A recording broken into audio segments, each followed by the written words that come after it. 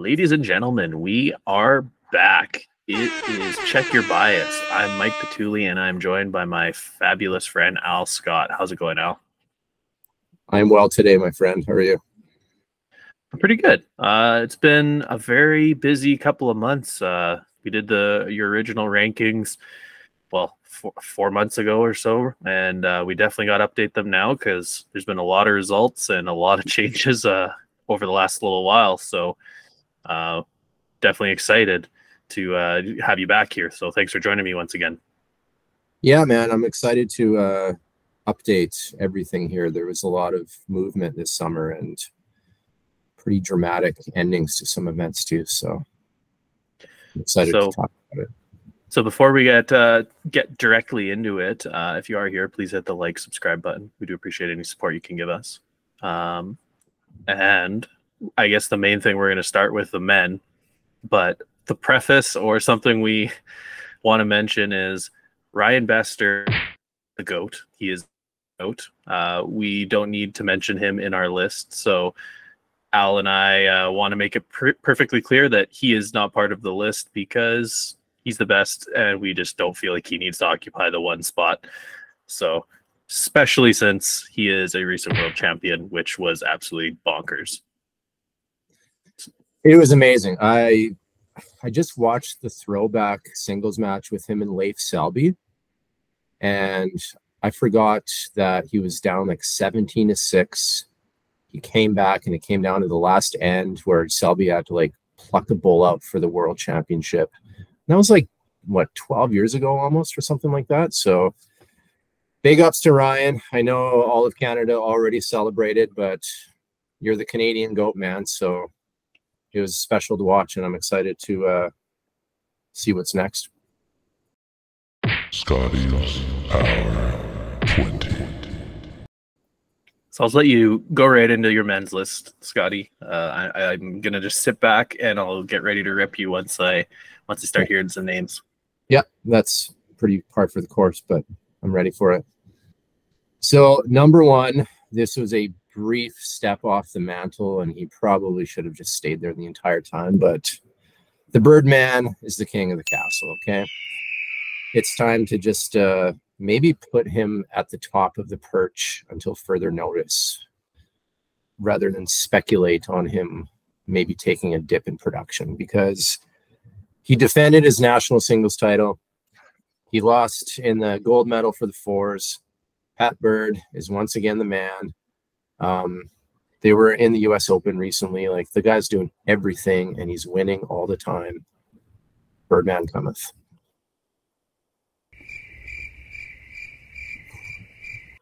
Number two, up two from the 4 spot, I'm giving it to Johnny Bazier. He fell a little flat in the men's semis versus Ireland, but a world bronze is still some solid hardware. And Bester wants to bowl with Bazier out of everyone, it seems, in the last 2 events anyway. And if he keeps applying and he keeps playing the pairs, they can improve on this result. But I imagine some doubters will say, but he was playing with Bester. And I'm kind of over that narrative. If you're winning, I don't care. No one's going to be compared to Ryan. He is the best. And that lead is always just going to be like, well, he won because of Ryan, but it's just not true. Bazier's a good player, and he's my number 2 spot to close out the season. Number 3, no change. Maybe I'm being a little generous here because it was his maiden voyage tournament, but I want to keep Owen Kirby in the 3 spot. From what I heard, it was an up and down debut, but that kind of went for a few other Canadian men as well. But he's put in his work, and I think he's just getting started, or so I hope. I can't speak for what the selection committee thinks, but I think he's a top-notch roller, and I really hope he gets another crack. Number 4, Michael. Pretty dramatic uprising here. Up 6. Carter Watson. He was an integral member of the Dragon Slayers, and that means something. And I got to give big ups to our boys winning the men's fours gold to close out the traditional format of the Canadian Championships.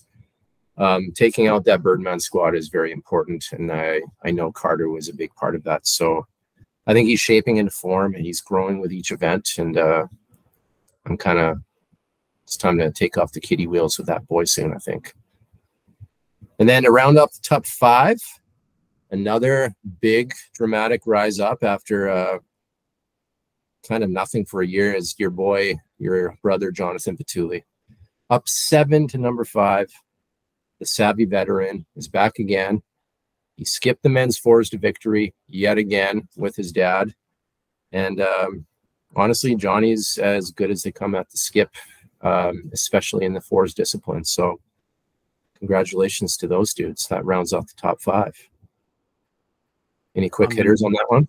I was gonna say I'll jump in every 5 or so to give you my thoughts. So Pat Bird, 100% agree with you. Should have been number 1 for a long time. You were an idiot for not having him there for the last show. So he really fed you at over nationals there, and champion of champions. Like, great performance there too, to have won his group, and then just hard luck with that format in the quarterfinals. So great performances out of Pat. So I definitely agree.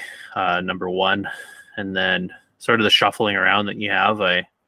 John, like, obviously got a bronze at the Worlds, and sort of what you said, you have to be a pretty solid lead for a person. It's a team game, regardless of what you're playing. So you're obviously a pretty solid lead if you're winning a world bronze. So I'm not going to disagree with him moving up.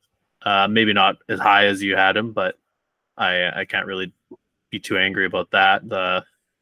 The ones below that is where I start to get a little, like, Owen. That whole kind of the men's side had a bit of an up and down World Bulls event. I can't really disagree with him being similar to location where you are. I kind of agree with what you're saying. A lot of people are pretty high on Owen because he's a pretty high end roller. So again, not going to really jump on that one. And then throw in my brother and Carter for 4 or 5. I think it's a little bit higher than I would have put both of them, but they definitely both deserved a big rise because obviously they won and kind of showed everyone that they're still, or John specifically showed everyone that he's still there and he's still an elite player. But sort of the feedback I got from John was Carter played very, very well all week and was making lots of key shots for them. So not too far off base, Scotty. I'm not gonna rip you too hard, but yeah, a couple of those names I would have maybe shuffled around. A couple names you haven't said so far, so we'll see how far they slide. I might have to just tie into you in a couple of picks here if you don't have some people's names start popping up. Well, sounds like you're just really not that proud of your brother. So I mean, that's your prerogative. But you guys can sort that out behind the sidelines, But at number 6, Cam Lafrane, he took a bit of a dip after Worlds. Because he's been there multiple times, I probably wasn't as nice to Cam as I was to someone like Owen, who just made his debut. But again, I wasn't there. I don't know who rocked the boat, who didn't make things happen.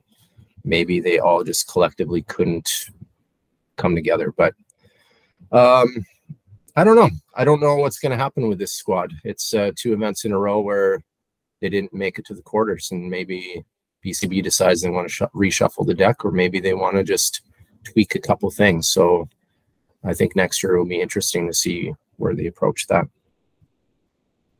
Number 7, up 7, David Anderson. They're going to see a few wily vets creeping back up the board here to end the season, because after taking a hotly contested provincial playdown, him and Jeff Harding just rickrolled their way to a men's pairs gold, and Anderson's won 1 million tournaments, and the fact that he was just able to kind of casually get back and do his business again, very impressed. Number 8 was Eric Gallipo.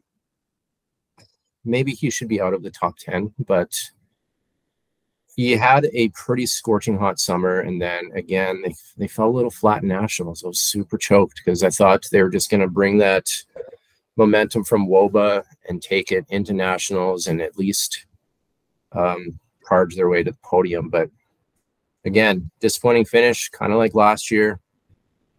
I need to see more from Galipov soon because, I mean, he's still young, but maybe he's just not quite ready to launch his way into top 10. But it's keeping him there. And then number 9, Brandon Watson. Lead players in the fours, they can get a little overlooked sometimes, but Brandon's got his first gold, one with his brother, one with your brother. And he's part of a very large second tier here, in my opinion. I think this is where everything starts to kind of broaden a little bit, and you could flip like 5 different players coming up. But proud of Watson, proud of him being a part of that. And I think those 2 boys are going to win a ton more golds in their future. And then up 10 to round out the top 10. You probably think this guy should be higher, but John McDonald rounds out my top 10. I think he had the best year maybe of his whole career. I feel like he was just winning everything he entered this summer. So it's time to recognize John for who he is. He's got front end prowess. And without him, I don't even know if they're in back-to-back golds at nationals. I think he's a very, very important part of that team. He's a great singles player as well. And I think he's just going to creep closer to the top 5 rather than break out of the top 10. Very interesting changes that you made there. So obviously Cameron at 6, I'm not going to disagree with that. I personally would have had Cameron higher up, but understood.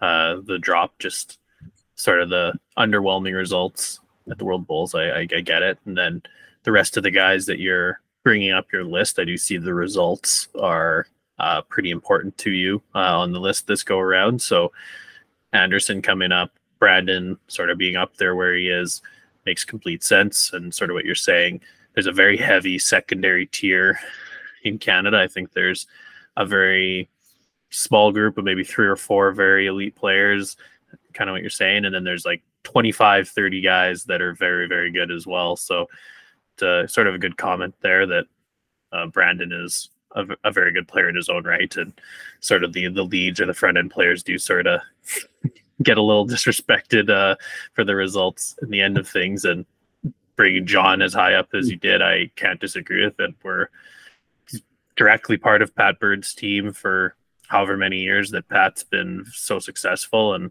as you're saying, he won a lot of events. Like I think he got 3rd place in the pairs at the US Open and respectable results in the other events too.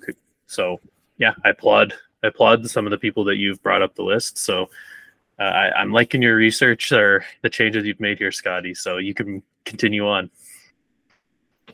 I'm a little less homeristic this time around because I think results kind of speak for themselves. And I think in the previous iterations of this, I've looked at results to an extent, but I've also looked at potential and just like accounting for the fact that they're on the national squad, even though they maybe haven't necessarily done anything with that opportunity yet. So it's a bit of a balancing act, but I'm giving the people their due. They're winning, so that's why they're on this list. Number 11 took a pretty big drop, and that was Bobby Law. Our boy, Bobby Law. Again, he was part of the squad of just not really doing much at the world level, and Canada's deep on the men's side. I mean, I'm not about to throw Bobby Law under the bus. That's not what this is about. This is just rankings and back-to-back tourneys without really having that next gear to get to that top 8. Who knows what happens? Another guy who fell out of the top 10 was Braden Campbell, and no real reason because he is as steady as they come, but they had a pretty whatever performance in nationals. They weren't able to duplicate their podium finish from last year. Obviously, personal matters with kids and, you know, life stuff didn't allow him to take that next big step for the international scene as well. So I hope to see Braden storm his way back through the top 10 again, because I think he is naturally a top 8 player in Canada. My first new ranking, and man, I'm stoked about this one, is number 13, not previously on the list at all, is Dylan Jacobs. And maybe that's a little high for you, Mike, but I think the Savant is picking up some steam. He's going to be back at Potters again. He made his representation known out there in Ontario this year, and I don't know. It's a gut feeling. I feel like it's the start of something. I want to say he's going to be like back by next season. So who knows what he does with that? But I've always really appreciated Dylan's game, and I think he's naturally a top 10 player in the country. So if he's back, that is sweet. And then number 14, another, he keeps tumbling down the list. Down 5 is Greg Wilson. I think he needs a fresh start to 2024. Obviously, he didn't do much bowling this year to begin with due to circumstances, but he had a nondescript performance in the events that he did play in anyway. So I think Greg just needs a bit of a reset this offseason and figure out what he wants to do with himself for 2024. And then number 15, new ranking. It's also time to recognize this fella for what he's done the last couple of years, and that's Francis Standen. Number 15, there's some clear talent and true chemistry with this team. Again, Francis is an integral part of the Birdman squad, and first and second in 2 years. That's pretty impressive. So yeah, that rounds up 15. Comments on that, Mikey? Yeah, I like your pick, Scotty. Again, you've made some pretty interesting new rankings there. I like that you're bringing in some of the new names. Dylan, I'm never gonna disagree with that one. Jumping in there, he had a really strong summer, obviously winning the 2 PBA events and then the Phoenix event immediately after it. And as you're saying, I think he could be someone that sort of, if he jumps in on, gets on the right provincial team out of Ontario, seeing him just skyrocket up that list, because the natural ability is 1,000,000% there. Dilly is a legit bowler. Again, if we're going with the non-new rankings, Francis, again, integral part of that Bird team over the last 2 years. So we can't really disagree with him being in there. And even for going back, I think 5 years, he was part of sort of that Lyle, Adams, and Pat Bird team that also got medals at nationals as well. So again, Francis has been really steady. So I like those rankings. And then the other guys all deserve the spots that you've sort of gave there too. Like the ups and downs of this list, I totally understand. And where you've started to slot people in, I'm not really disagreeing with the people you're slotting in lists and maybe the people that are sort of falling down. So good job so far. Hey, man. We'll round out this final 5. Number 16, up 3 from 19 is Augie, Steve Ogden. Oh hum, another silver at nationals.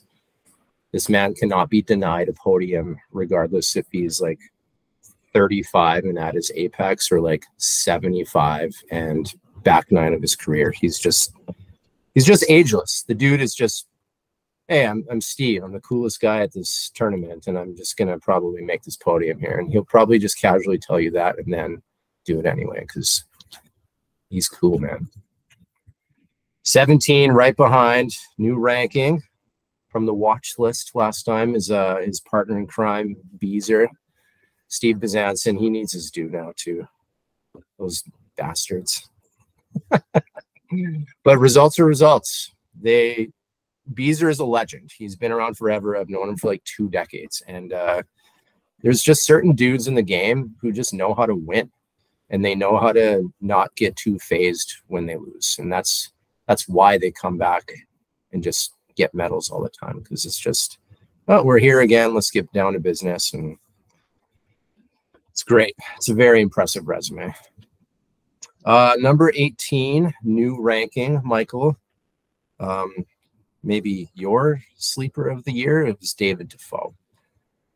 You might think he should be a little higher, but I guess I'll await those comments. But he had a fantastic season. He made a great run in the men's singles event. He had a pretty strong nationals as well. So I feel like David Defoe,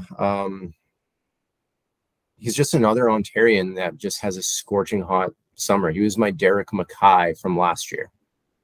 So I hope Defoe sticks around next year, or maybe just another Ontarian catches heat and gets back on this list. And then number 19 is Timothy Mason. Not much of a change. He was a contender in the singles. Busted out to Bob Van Willingham in the quarters, which was obviously unexpected for me, probably for him too. But he's always in the mix. He was, maybe you think he should be off. I guess I'll wait and see, but I think Tim's just too naturally good. So, and then finally, to round out the top 20, new ranking, Roy Riggy, Alberta. He finally broke through this year. He had a good week in Victoria. He was on the podium for the singles. Roy is a complex case because when he's hot, I feel like he can upset anyone in the country, or I beat him by 20 points because he's just totally cold. But I'm going to give him credit this year. I think he's always sort of there, just maybe doesn't have that combination, or maybe he's just a bit too streaky. But I think Roy's a good bowler. And I mean, he's taken out Greg a few times over the years at Alberta as well. So I'm gonna give him some credit. There's my Power 20 men's. I got a watch list, but I'll quickly label those off after I get some final comments here. I'm happy you finally gave Augie and Bees their due and kept moving them up the list, because you can't really argue with, again, gold, silver, and back-to-back years. They are incredibly solid players, and I don't see a reason why they can't even move up that list further. Beyond those guys, Dave Defoe, I 100% agree. I agree with sort of the placement that you've placed them. A lot of the reasons you gave are very similar, where Ontario, it seems some years you can just be great and go out and do a great job at nationals, and then the next year we don't even see your name on the podium in Ontario. So it's a very difficult province to be highly successful out of. Dave has been around for a fairly good amount of time, so it's not like he's a fresh guy on the scene that hasn't been bowling for a few years. So again, I like your placement there, because I could see him ascending up this list. We see him up there next year and maybe has good results again, then he just proves that he is much better. The other players you've put in sort of that 19-20 spot, I can't really disagree with what you've done, sort of the additions, subtractions. There's always guys that have had good years in the past, and I'm sure they're probably on your watch list, so I'm not going to really hum and haw too much about what you've done there. Roy specifically had a pretty strong week. His team was kind of middle of the pack as well, so I'm not going to disagree with pretty much any of that list there, because I really respect some of the new rankings that you've done and the bringing of people up that list, because there were some people who had very good years and they deserved the higher rankings that you gave them. So good job, Scotty. Thanks, man. I feel like the top 18 are pretty solid. Obviously, the 19 and 20 spot, I also think are well deserved, but they are the most interchangeable spots every year because the watch list is so deep. So it's depending on like what's valued, whether it's a podium finish or whether you're selected for a world event. Like, I don't know. I don't have like a set criteria. Every person's circumstance is fairly unique to what they're like doing and the opportunities that they have. So watch list is pretty deep, as it was from last time around, but I'm going to give a shout out to Michelle LaRue, Jerome Kirby. I mean, Jerome was on this list. I think he was number 10 after he leaned house at the outdoor and indoor singles. But after Warilla, he had a quiet summer again. So maybe he's just a singles specialist who plays once in a while. Who knows? It's good to see David James Smith back. I know he wanted better results, but he's getting busy again. Kerry Lucier had a bit of a quiet summer this year compared to last. David Llewellyn, Michael Riley, my boy Lo Wong, Logan Saunderson. Shout out to that dude who back-to-back juniors now with low back-to-back silvers. We got some stars in about 5 or so years here. Gary Pickering, Pierre Vanderhoot. That name was actually shout out to your brother John Pituley, who threw that name out there. He was just like sleeper pick. Pierre had a great national, so I'll give him that benefit and throw him on here. Jeff Harding, congratulations on winning your gold medal again, sir. I feel like his first one was with Chris Stadnick in Toronto quite a few years back, so it was very cool to see Jeff back on the podium. And again, he was in high consideration for that 1920 spot, but obviously things just shaked out a little differently. And then to round out this watch list, Nathan Finley, Rick Lyons, I don't know, I'm sorry. Jake Masterson, Brent Jansen, another sleeper there. So yeah, that rounds it out. That's a wrap for the men's.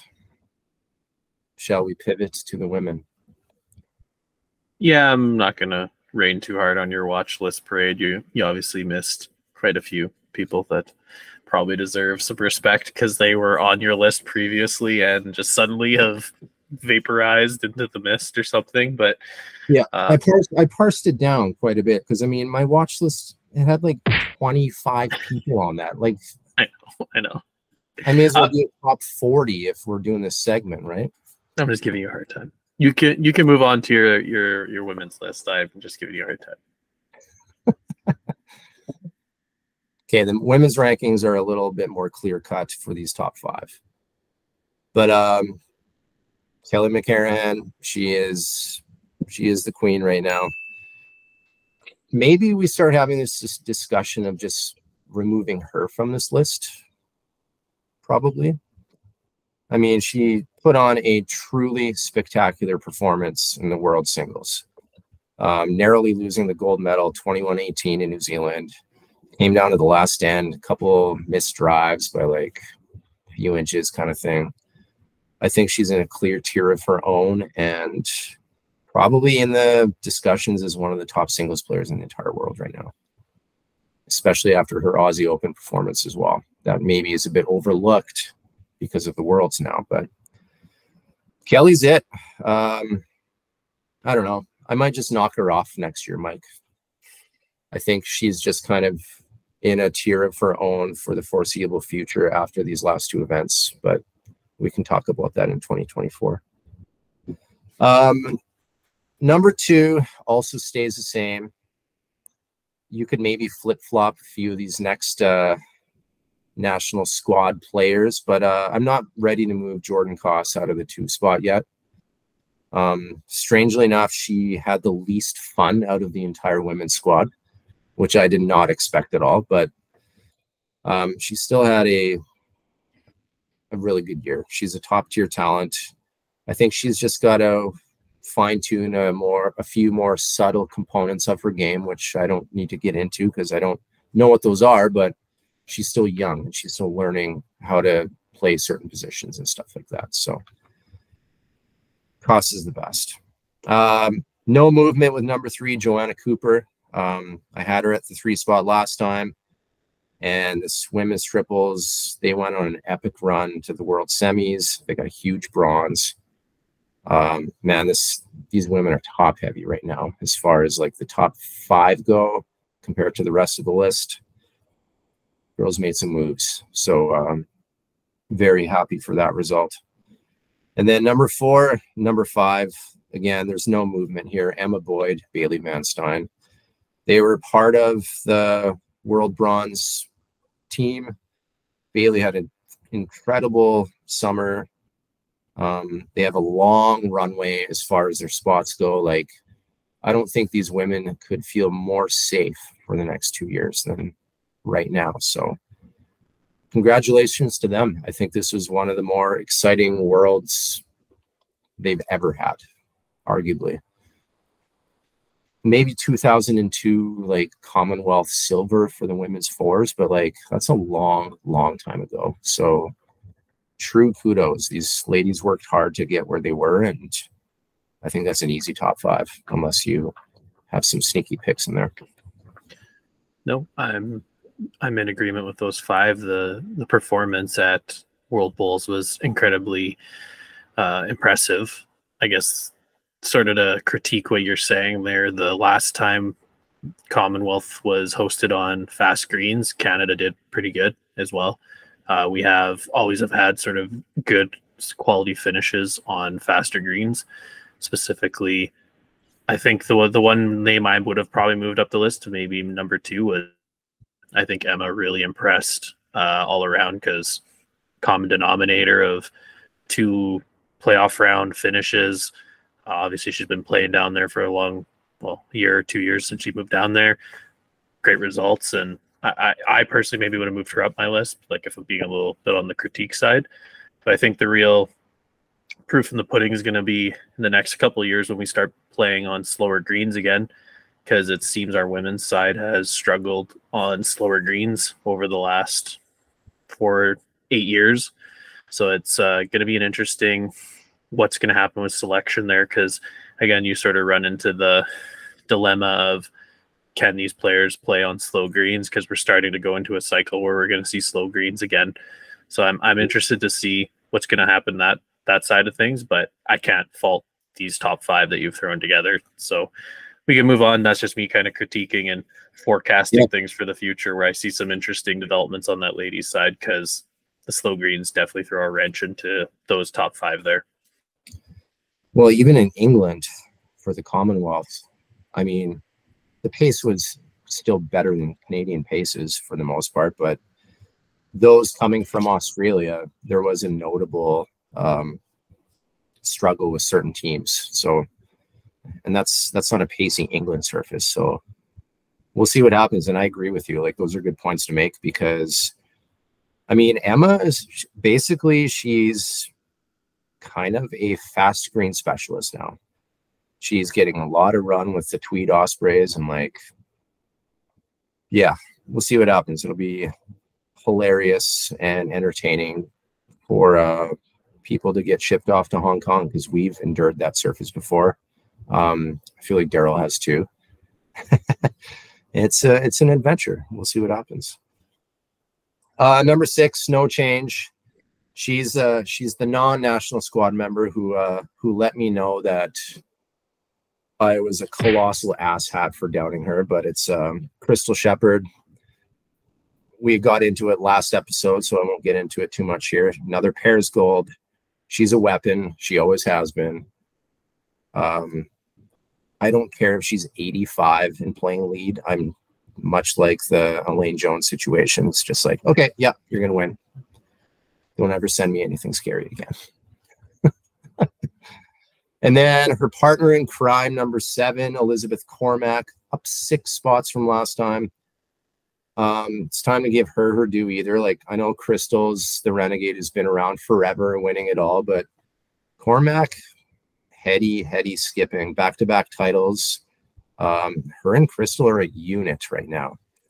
And I mean, yeah, I don't know if there's anyone in Canada that can put together a better pairs team right now. So let's see who's up for the challenge moving forward, and if they're even going to be involved in the new format.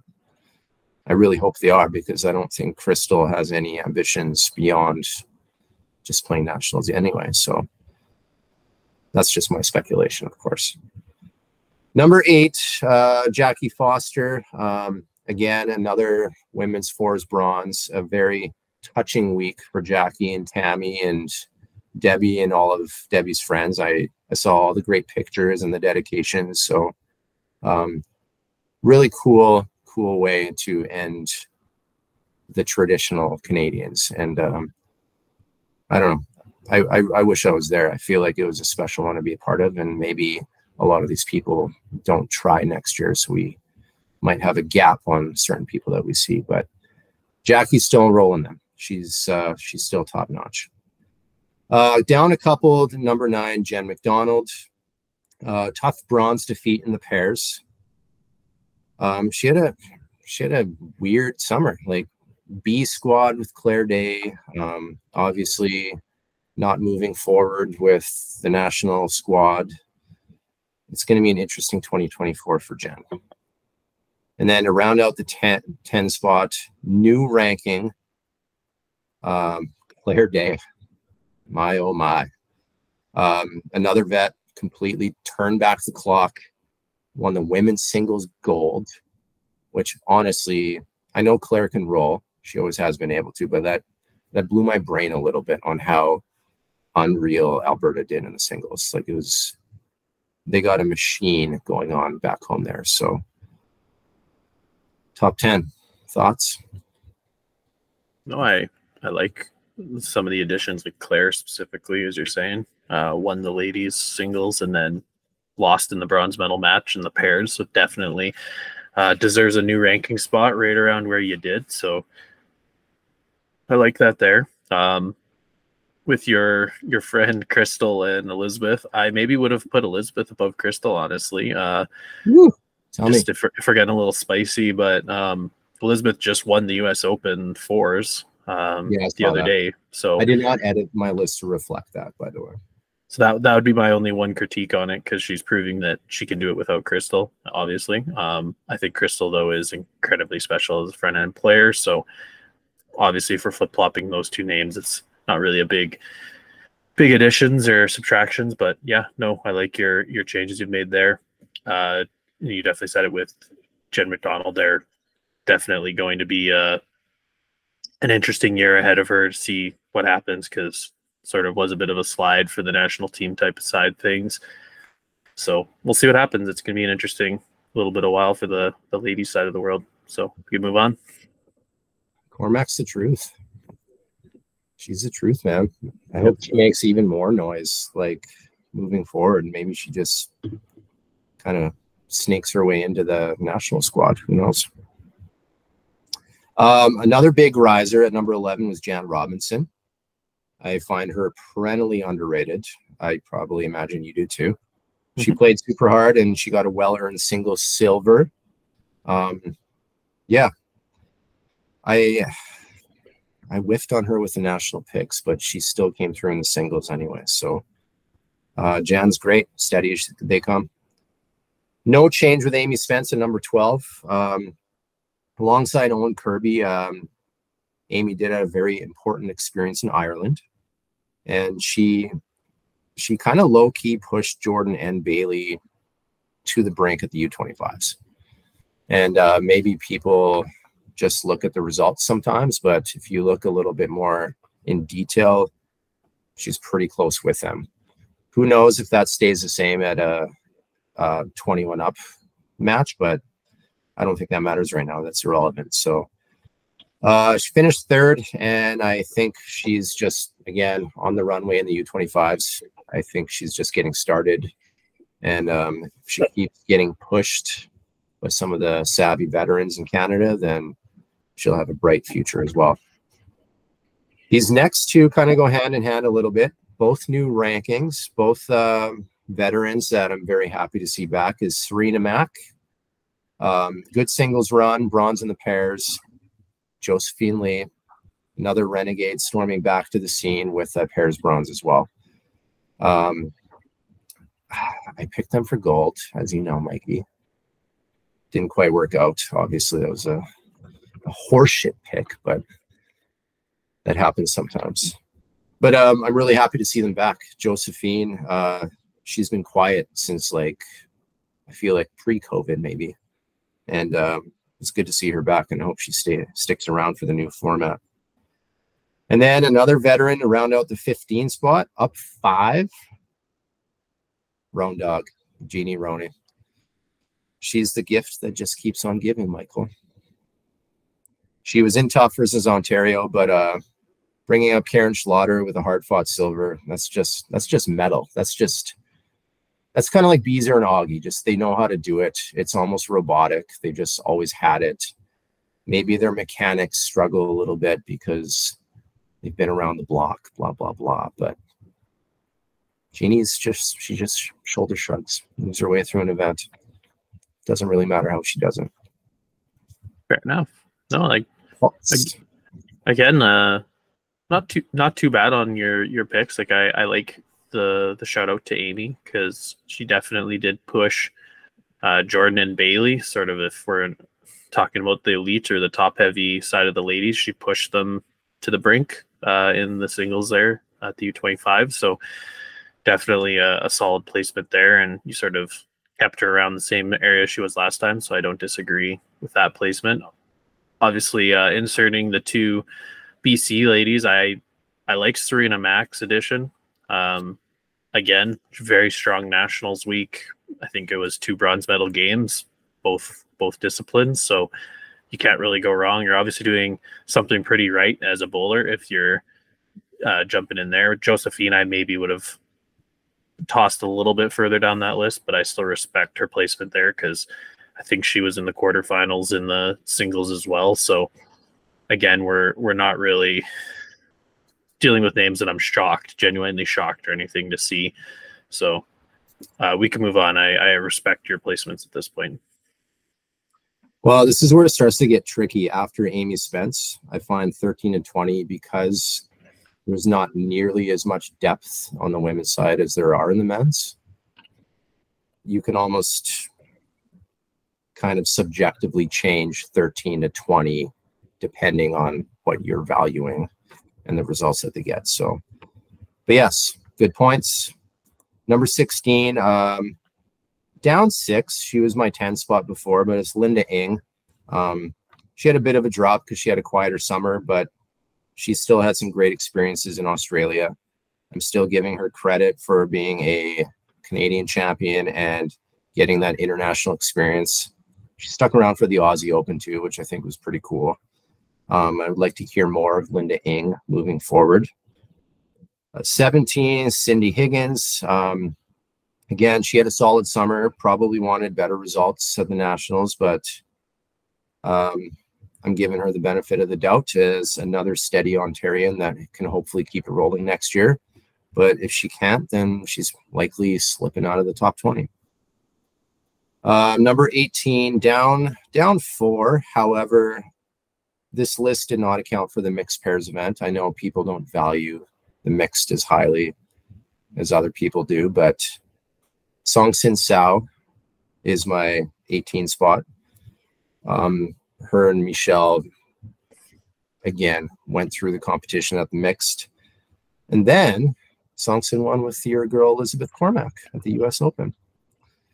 So that's a big deal. And I think her spot is firmly justified in the top 20.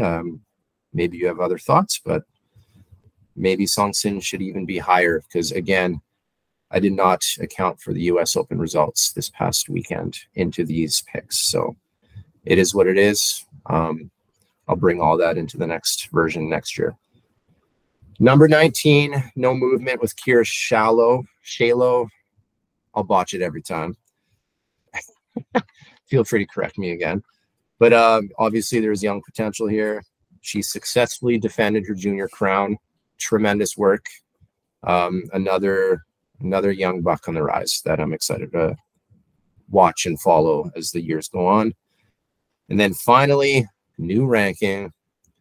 Another renegade, another OG. It's your mother, Harriet Pituley. Great balls of fire. She did it again. Basically, this whole list is full of vets that refuse to quit. They basically gave everyone the middle finger, and they're like, no, you can stop all this young potential BS. We're showing up to these nationals, and we will be on that podium over all of you. So congrats on our women's 4 squad doing the deed. I thought they would poke around, but I did not think they would win the whole thing. So that was a pretty amazing turnout for them as well.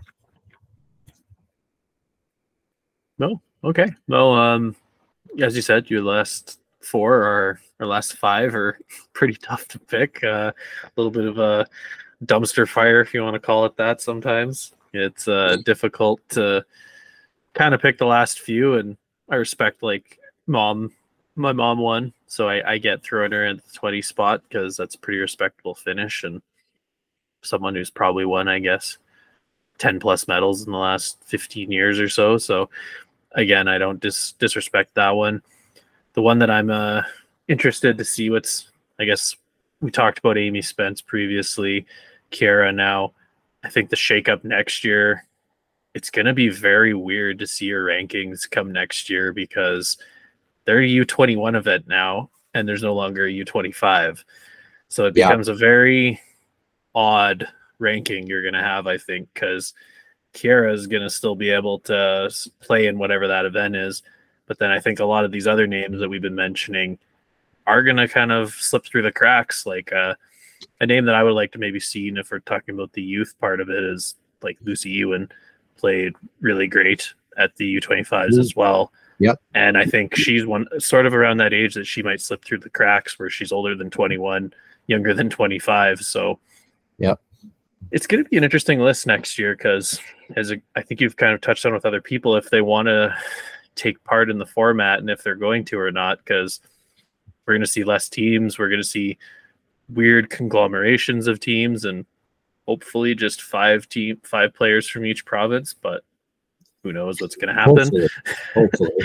I don't disagree with most of your names there. Like Sydney Higgins had a good summer, but then didn't really have a great results at nationals. There's maybe names I would have pushed up that were previously on your list, like Tammy Foster Vino, because like she won and then got a bronze in back-to-back years. But that's just me kind of drawing at things, and I can't really disagree with too much of it. I'm just very interested what's going to happen with your ladies list in the future, because what we talked about the national team stuff previously, and then the change in formats, I think, is going to dynamically change both of your lists, because you're going to essentially only have the one event now and a U21 event, and yeah, it's going to be very, very strange come next year, Scotty.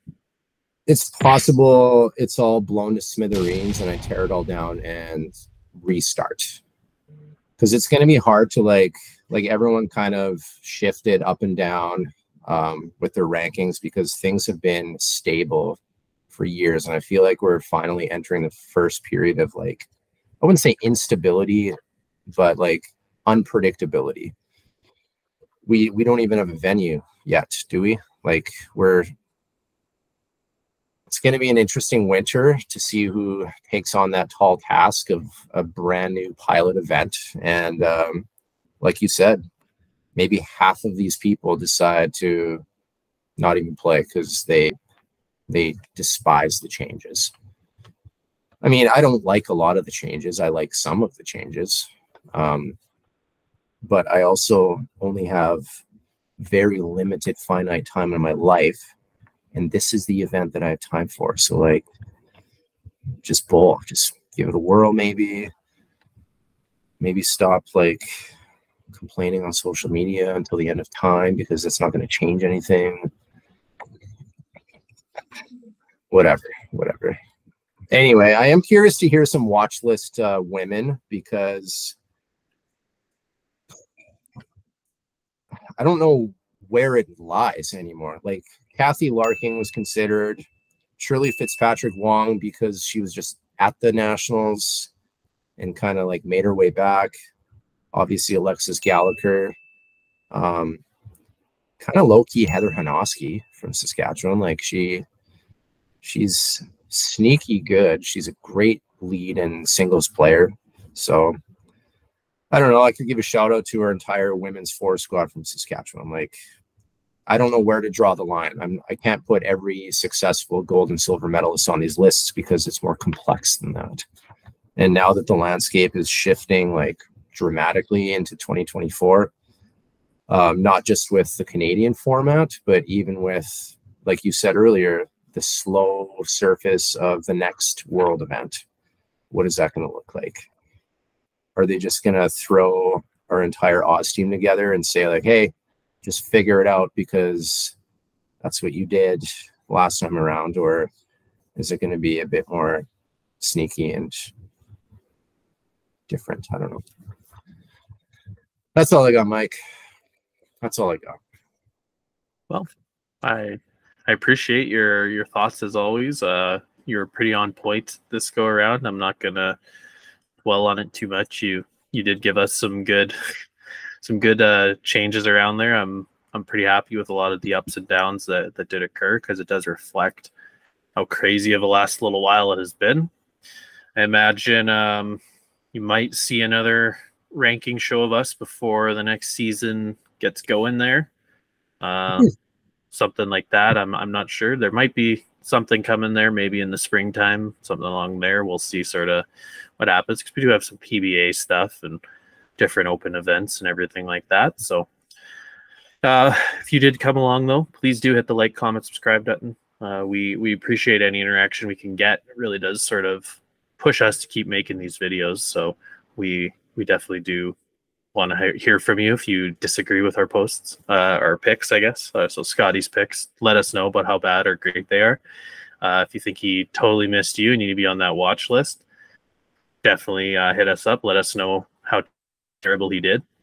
Beyond that, I'm going to just wrap us up here, and may our Bulls be touchers.